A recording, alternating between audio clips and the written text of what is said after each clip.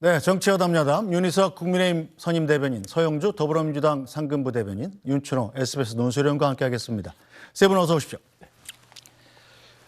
윤석열 대통령이 중폭 개혁을 단행한 가운데 총선 출마를 위한 참모진들의 거취에 관심이 쏠리고 있죠.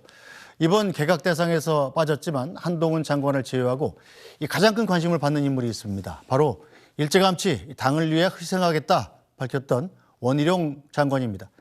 전세 사기 대책 마련을 위해서 오늘 국회를 찾았는데 기자들의 질문은 모두 총선에 집중됐습니다. 직접 들어보시죠.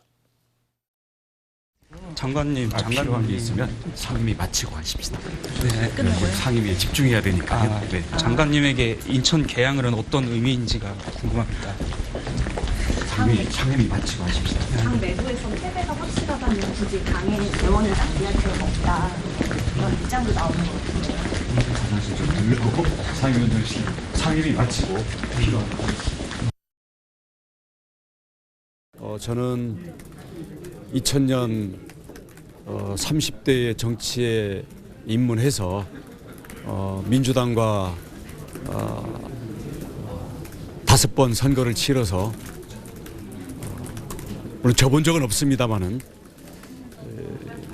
우리 국민의힘 계열 정당의 대표 선수로 가장 많이 나섰던 사람으로서 큰 책임감을 느끼고 우리 또 국정을 위한 국민의 지지와 세력의 연합을 이루기 위한 정치 분야에서의 책임을 나름대로 다할 생각입니다. 저는 당연히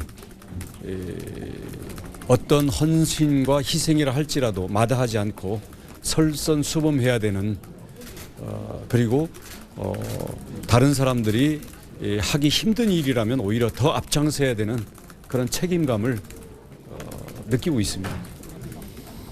가정을 전제로 얘기하는 것은 우선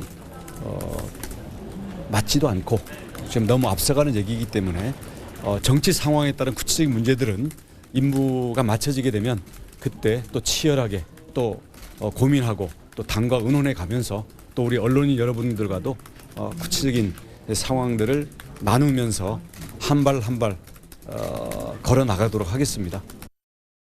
네, 먼저 윤춘호 논설위원. 예. 자, 원희룡 장관 오늘 표정이 상당히 밝네요. 나중에 뭐 상임위 끝나고 얘기하겠다고 하는데 계속 만연의 웃음을 띠고 있어요. 자, 한동훈 장관한테 스포트라이트가 갔다가 이제 그 관심이 원희룡 장관한테 온 이유가 있지 않을까요?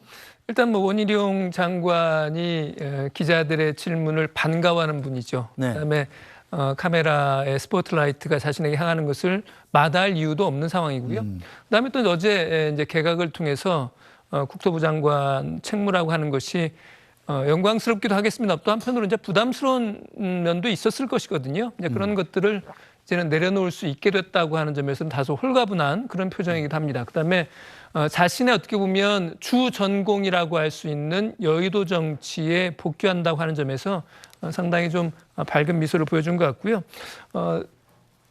얼마 전부터 계속 원희룡 장관이 하는 말이 있죠. 솔선수범, 희생, 그다음에 책임감 뭐 이런 말들 합니다.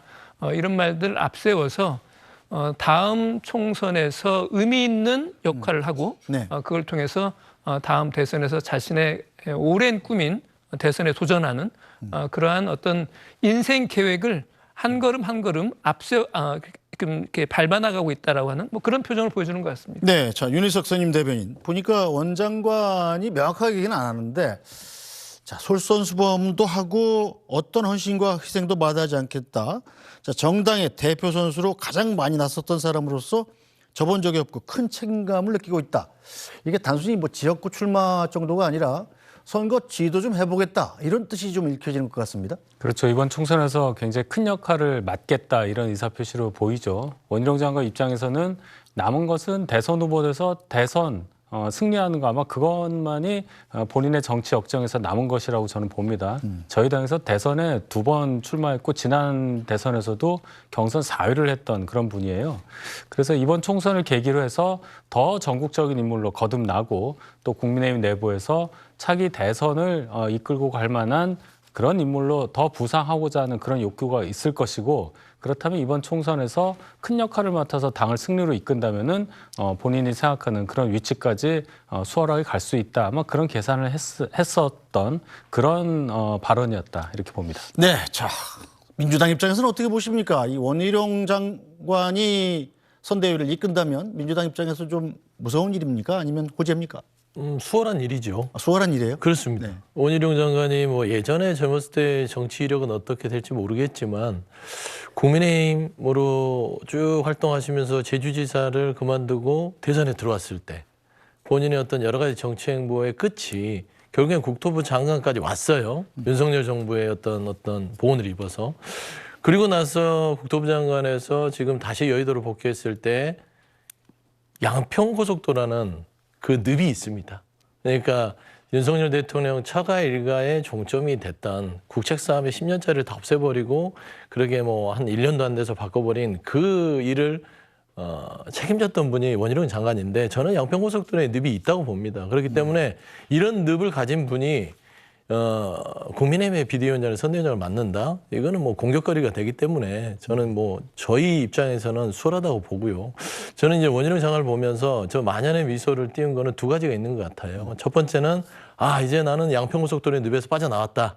국토부 장관으로서 그거 이제 답변 안 해도 된다는 것이고요. 두 번째는 나의 계략이 통했다. 한동훈만 쳐다보지 말고 원희룡 좀 봐 하면서 인천경을 던졌는데 야 이제 언론들이 나를 보기 시작하는구나. 그러면서 지금 미소가 가닥 올라오신 것 같은데요. 저는 그런 생각이 들어요. 좀 뭐 이렇게 앞길에 무슨 제가 물론 흙탕물을 뿌리는 건 아니지만 좀 객관적으로 봤을 때는 떡줄 사람 생각하지 않는데 벌써 좀 김치 국물을 마시고 있는 게 아닌가. 좀 네. 자, 윤준호 논술위원. 예. 한쪽에선 보니까 이른바 삼두체제란 말이 나왔더군요. 현재 김기현 대표와 한동훈 법무장관 그리고 원희룡 장관 세 명이서 공동으로 선대본부장을 맡아서 아마 국민의힘 선거를 지휘할 것이다. 이런 모델들이 나오는 모양인데 이건 어떤 얘기입니까? 우리나라 총선 그다음에 대선에서는 뭐 공동 선대위원장 체제가 많았습니다. 네. 그러니까 이번 내년이죠. 내년 국민의힘에서 그러한 구상을 가지고 있다고 하는 것이 뭐 특히 유별난 예외적인 일은 아닌 것 같습니다.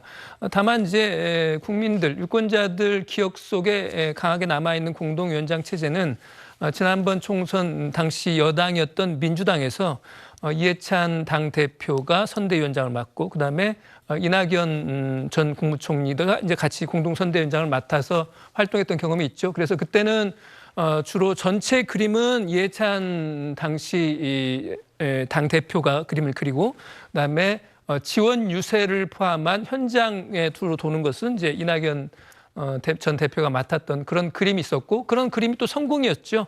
그래서 이번에도 국민의힘 쪽에서는 대중적 인지도가 높고 그다음에 지지도도 높은 한동훈, 원희룡 뭐 이런 분들이 이제 선대위원장으로서 현장을 총괄을 하고 그다음에 안에서의 어떤 전략 이런 살림은 김기현 현 대표가 맞는 그런 그림을 일부 좀 그려보는 것 같습니다만은 제 생각에는 김기현 대표가 과연 어떤 역할을 맡을지 그다음에 김기현 체제가 어떻게 될지도 좀 유동적인 것 같아서 네. 내년 4월 앞으로도 100일 이상 남지 않았습니까? 네. 그래서 지금 그것을 전망하는 건 다소 좀 이르지 않나 하는 생각이 듭니다. 네.